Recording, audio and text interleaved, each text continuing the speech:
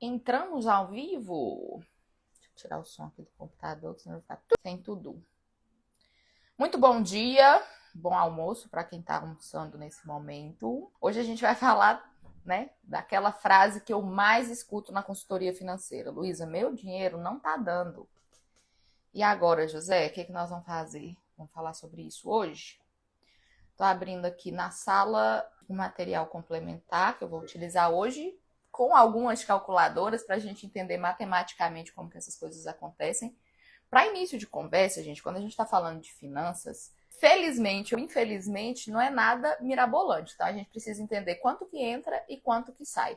Apesar de ser algo simples, não é algo fácil, né? Simples e fácil são coisas diferentes, já que se, por exemplo, construir uma casa, vai ser cimento, tijolo, é simples, né? Mas não é fácil, você precisa de uma certa experiência, expertise, entender. Então, apesar da gente saber o que fazer e como fazer, tem a complexidade da hora do fazer, né? Então, assim, não vai ter nada mirabolante. Basicamente, se o seu dinheiro não está dando, a gente vai ter duas frentes para atuar. Ou reduz um pouco a despesa, se houver espaço, ou a gente precisa aumentar a receita. E aí o aumento dessa receita, ela precisa ser pensada para que ela não comprometa o que você já está fazendo.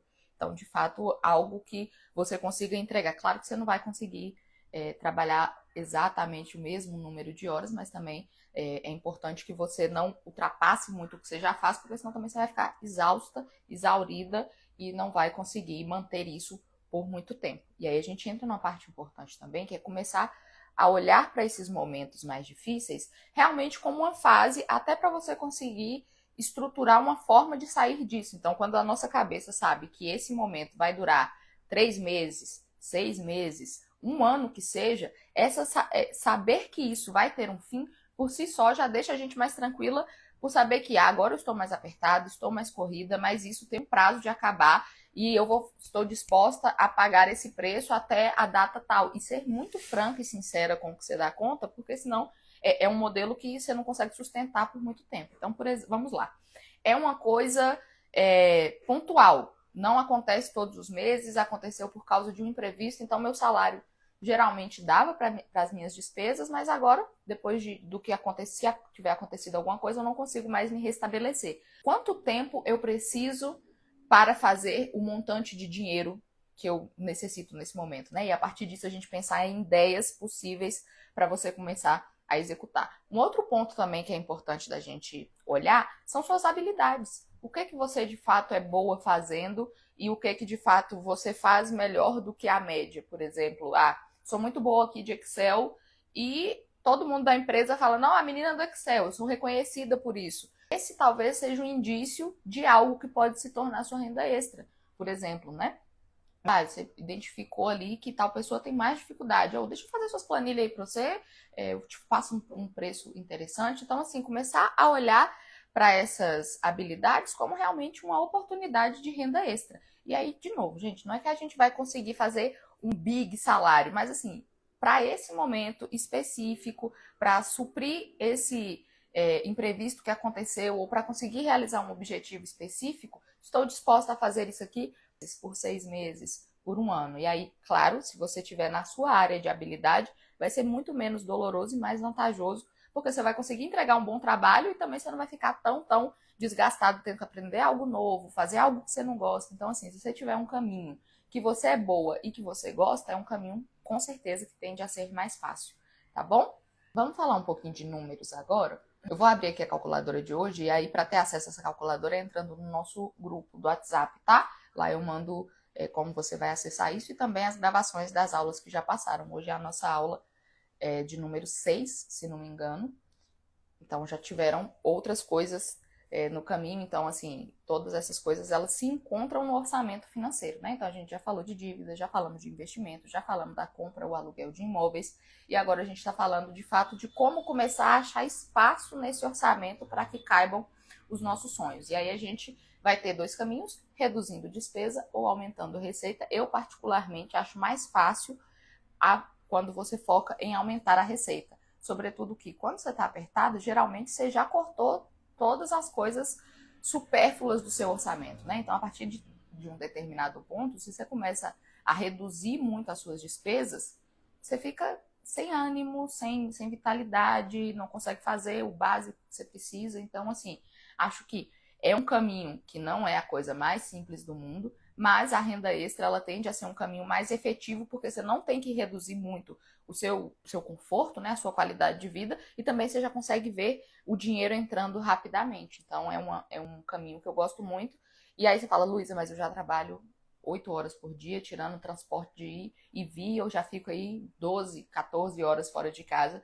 E aí é importante que você comece a procurar brechas dentro desse horário, né? Para que você não estique ainda mais a sua jornada e fique fisicamente inviável para você. Mas repare com mais atenção, porque essas brechas elas existem e às vezes a gente tá tão atordoada que a gente não repara com o detalhe que a gente precisa. Então, olha de fato ali, será que, sei lá, eu vou para empresa de carro e eu tenho colegas que vão de ônibus, por exemplo. Será que uma carona compartilhada que vai ajudar todo mundo já não pode ser essa segunda fonte de renda? Se você é professora, tem vários materiais aí a vida inteira. Que tal fazer um compilado disso e vender para aqueles que têm dúvidas ou que não tem tanto material quanto você? Então, todas essas possibilidades já é dentro da sua área de atuação e também dentro da sua expertise, tá? Não é assim para você virar uma outra personalidade. Vou voltar, acho que foi. Pronto, voltamos no Instagram. Então, o caminho mais rápido é: olhei aqui em casa para ver o que eu posso vender, o que eu já posso fazer um dinheiro sem vender a minha hora. E aí achei algumas coisas aqui, vai no Enjoei, vai na OLX, é uma forma de você já começar a ver esse dinheiro entrando e também abrir espaço na sua casa, né? Para outras coisas que estão paradas aí há muito tempo. Então, é um primeiro movimento que já é capaz de te trazer uma receita e sem necessariamente aumentar a sua carga de trabalho, tá? Então, vamos por esse caminho primeiro. Depois que você fizer esse limpa, Luísa, consegui juntar aqui R$ 500, mas eu preciso de 5.000, por exemplo. O que é possível fazer para que isso aconteça, né? E aí a gente volta a analisar aquelas possibilidades escondidas na própria empresa que eu trabalho ou as pessoas que eu conheço que estão precisando de alguma coisa, eu posso começar a olhar para isso, tá? Deixa eu compartilhar minha tela aqui, que eu só abri a calculadora, mas ainda não compartilhei. Bora o computador. Cansado, né? Meio-dia. Compartilhar. Só me confirma aqui na sala se vocês estão me vendo, por favor. Fui. Bom, gente, qualquer dúvida que vocês tiverem, eu não falei o recadinho no começo, né? Mas qualquer dúvida que vocês tiverem, pode guardar aí no final, que eu vou responder todas, tá? Se ficar alguma coisa aqui que eu não falei, ou alguma coisa que seja uma dúvida específica sua, pode falar que eu falo aqui.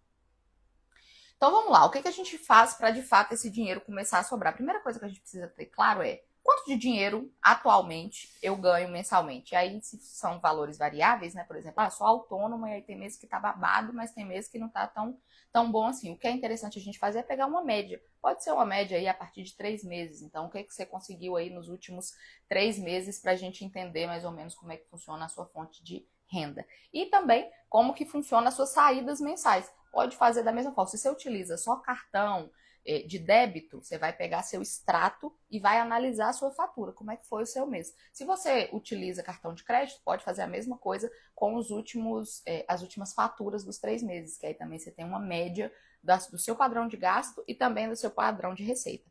A partir desse momento, você vai olhar e falar, gente, o que eu consigo cortar aqui sem ser juninha, né? Falar, nunca mais eu vou sair, nunca mais eu vou dar um rolê, e a gente sabe que isso não acontece. Então, de forma consciente mesmo, o que eu consigo tirar que não vai impactar tanto no meu conforto. Esse é o primeiro passo. Depois que a gente entendeu, tem o que de sobra ali, aí a gente começa a pensar em formas alternativas de aumentar esse valor de poupança mensal, né? O que eu consigo guardar para outros objetivos ou para resolver alguma coisa que aconteceu, algum imprevisto que aconteceu.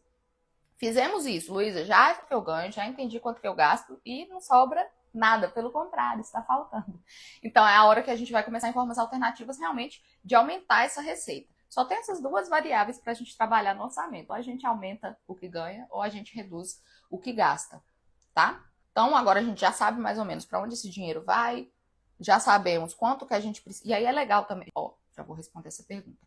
Mas é interessante também que vocês comecem a numerar quanto que vocês precisam, até para vocês entenderem, se eu conseguir fazer ali R$ 150 por mês, em X meses eu alcanço esse objetivo. Então é legal.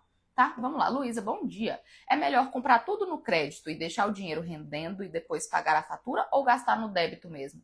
Então, Cris, vamos lá. Eu gosto muito de usar o cartão de crédito, porque além de você conseguir juntar todas as despesas do mês para uma mesma data, você também tem a questão de deixar esse dinheiro aplicado para render até o dia do pagamento.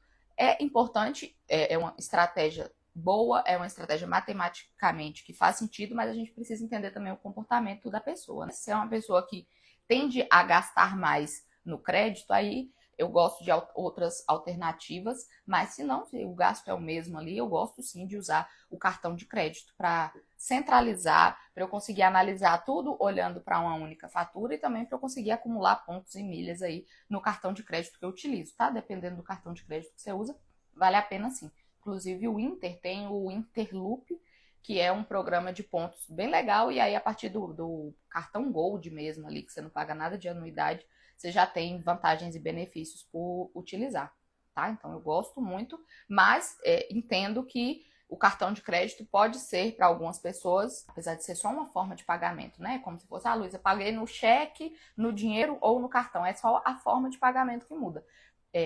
Mas existem pessoas que acham que tem um dinheiro que não é delas, então acaba gastando mais do que deveria. Se não for o caso, eu sou super adepta do uso do cartão de crédito. Inclusive, no meu orçamento pessoal, a gente utiliza só o cartão de crédito, tá? Eu e Minobia. Aí a gente utiliza cartão, inclusive, a gente pega um cartão adicional para que tudo seja realmente feito no mesmo cartão, para que nosso orçamento familiar, né, tenha todas as informações no mesmo lugar. Então, ajuda bastante e tem essa questão. Quando é um orçamento que tem mais de uma pessoa, o cartão de crédito ainda ajuda a cada pessoa ficar com o seu cartão e utilizar na hora que precisa, tá bom? Vou fazer algumas simulações aqui, e aí se vocês quiserem que eu utilize os números de vocês, também pode colocar aí que eu utilizo, tá? Vamos lá. Qual uma renda mensal média aqui, eu vou utilizar no exemplo, R$ 5.000, ou seja, meu salário é R$ 5.000. De aluguel, vou colocar 1.600, aluguel e condomínio. Outras despesas fixas, os streams, conta de água, luz, essas coisas que não são exatamente o mesmo valor, mas que todo mês tem, vou colocar aqui R$ 500. De alimentação, vou deixar R$ 1.000. E de transporte, home office, né, galera? Para essa realidade aqui, eu vou deixar 150 de transporte, que vai ser só o Uber ali do final de semana, lazer e outras coisas. E aqui em lazer e outros, eu vou deixar R$ 1.000 também. Vamos lá. Nessa simulação aqui, ó, a gente tem de despesas fixas R$ 2.100, de variáveis R$ 2.150, tendo uma sobra mensal de R$ 750, o que é ótimo, já dá 15% da renda aí para você aplicar todos os meses, já é algo bem interessante, visto que pelo menos, aqui entra aquela ideia do dízimo, né? O que é dízimo? É 10% do valor que você recebe. Quando você consegue juntar pelo menos 10% do que você recebe, você já consegue fazer uma poupança bem interessante. Nesse caso aqui, está sobrando 15% da sua renda, então já é mais do que a média tende a conseguir juntar todos os meses. Qual que é o grande lance aqui? A gente conseguir deixar esses valores dentro desses parâmetros que a gente estipulou, né? Por exemplo, eu tenho de alimentação R$ 1.000, então eu preciso ficar atenta para que, né, as compras de supermercado, os rolês de restaurante, bar, fiquem dentro desses limites, e para isso eu preciso olhar durante o mês para como que eu estou gastando. Então, eu gosto de olhar semanalmente, tá? Tipo assim, eu tenho R$ 1.000 para gastar no mês de alimentação, então eu tenho mais ou menos R$ 250 por semana, e aí eu vou organizando matematicamente a partir da semana para não ficar muito dado para analisar, e também para eu não descobrir como é que foi o rombo do mês no último dia do mês, né? Então, eu gosto de ir acompanhando semanalmente e indico que vocês também comecem a olhar para isso semanalmente, que aí vocês conseguem estipular um limite e ir acompanhando ele sempre, tá bom? Vamos às perguntas? Tem alguma coisa que vocês queiram falar? Ou simular também com outros valores? Deixa eu abrir aqui a reunião. Vamos lá. Boa tarde, Luiz. Adorei a explicação. Quando sei que é a hora de usar a reserva de emergência? Essa é ótima, né? Porque tudo é emergência. Será que tudo que aparecer de novo, eu vou poder pegar minha reserva? Ou eu preciso deixar isso para pontos, momentos específicos, né? Vamos lá. A ideia da reserva de emergência é realmente estar ali quando o dinheiro falta. Então, se você precisar, por exemplo, vou pagar minha fatura desse mês e o salário atrasou alguns dias. Então, eu vou pegar aqui da minha reserva rapidinho e depois eu reponho. Essa é exatamente uma das utilidades da reserva de emergência. Agora, por exemplo, pagar dívidas com o banco com a reserva de emergência, eu não acho que é uma boa ideia, porque assim, o banco já tem bastante dinheiro. E se você entrar em um momento difícil e precisar de dinheiro, você vai ter que recorrer ao banco com uma taxa de juros muito mais alta.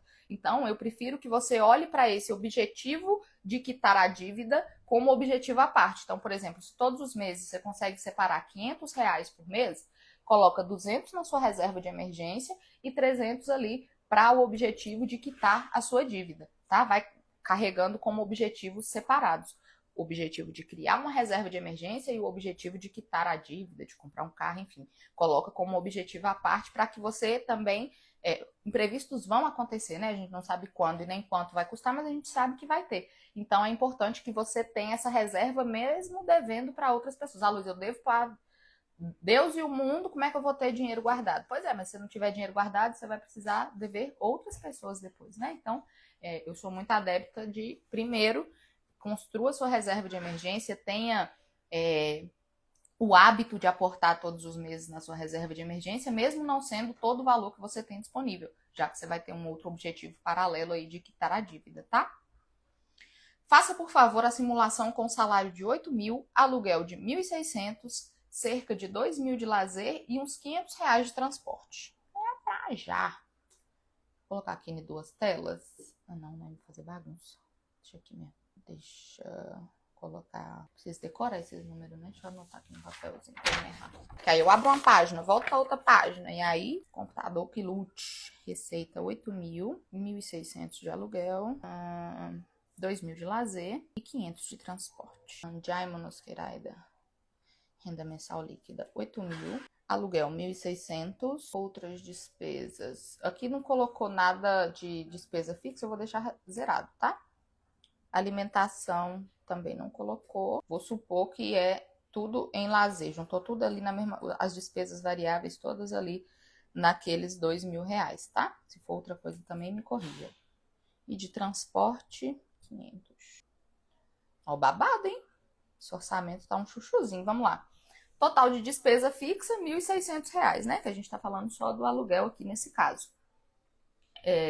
Despesas variáveis, R$ 2.500, que entra transporte, lazer e alimentação. E o saldo restante é de R$ 3.900. Ou seja, quase 50% da sua renda está disponível para você guardar mensalmente. O que isso aqui faz você criar uma poupança, um movimento de criar logo a sua liberdade financeira que vai girar muito rápido. Imagina, você colocar todos os meses ali R$ 4.000, R$ 4.000. Rapidamente, esse valor de aporte vai te fazer ter, sei lá, um patrimônio aí de 250 mil a 300 mil reais em 2, 3 anos, sobretudo com a taxa de juros de hoje, né? Então, assim, coloque esse dinheiro para render, mulher, pelo amor de Deus, é muito dinheiro mensal e é isso, né? Como são aportes mensais, isso aí tem a capacidade de fazer uma bola de neve muito rapidamente. Deixa eu olhar aqui as demais perguntas. Eu acho que, assim, esse orçamento ele não vai sobrar tudo isso, né? Porque a gente não considerou o valor de alimentação e em 2026 não tá brinquedo, supermercado,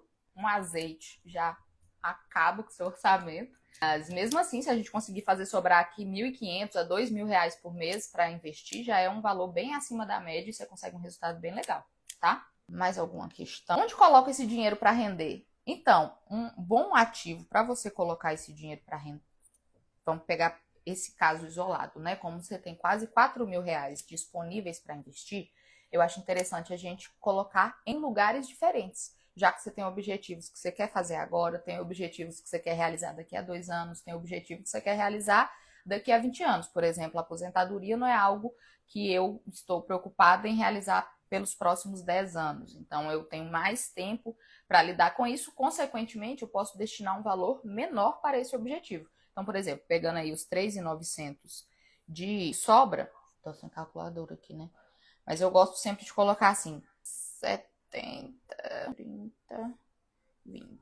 Uma proporção legal para você começar a separar para vários objetivos é pegar o valor que você tem disponível para aplicar e dividir ele em porcentagens. Porque aí, por exemplo, eu estou conseguindo guardar agora R$ 4.000. Ano que vem, se meu salário aumentar, eu já vou conseguir fazer todos os meses um aporte de 5.000. Quando você tá com a cabecinha treinada na porcentagem, quando aumenta o seu valor de aporte, aumenta também proporcionalmente para cada um dos objetivos. Então, eu gosto de 50% do valor. Então, aqui a gente está falando de 3.900 igual 3.900. Então, vai ser 1.950 para sua reserva de emergência, que é aquele dinheiro que você precisa ter no seu alcance. E aqui o Tesouro Direto vai funcionar muito bem, o Tesouro Selic, e vai funcionar muito bem também as caixinhas do banco, tá? Para esse objetivo aqui, você consegue utilizá-los tranquilamente.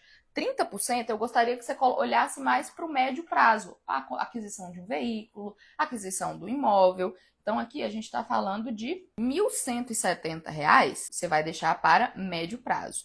Quando a gente tem um prazo maior, a gente também tem a possibilidade de ter uma rentabilidade maior. Por isso que é importante a gente colocar nossos objetivos sempre numa linha do tempo, porque quanto maior o tempo que a gente tem, menor deve ser o aporte, mas também maior a rentabilidade que a gente tende a ter, tá? Então, pega ali 30% e começa a colocar em ativos que vão vencer, por exemplo, 2030, 2032, que aí você vai ter uma rentabilidade maior.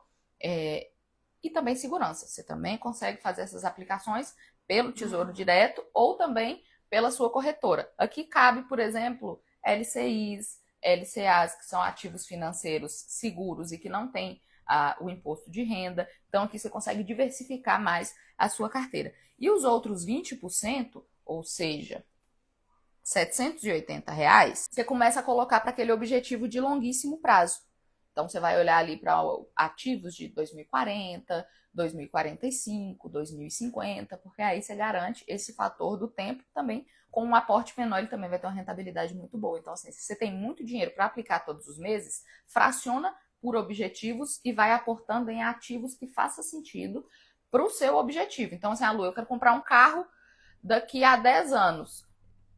Não vale a pena você fazer um investimento que vai vencer em 20 anos, por exemplo. Pode ser que na hora que você precisar resgatar ele, você tenha um deságio na sua aplicação. Então, é muito importante que seu investimento seja coerente com a data que você vai precisar para realizar aquele objetivo, tá? Então, por isso que é interessante a gente sempre colocar quando que você quer realizar, para que a gente comece a olhar para ativos que vão estar disponíveis naquela data, tá?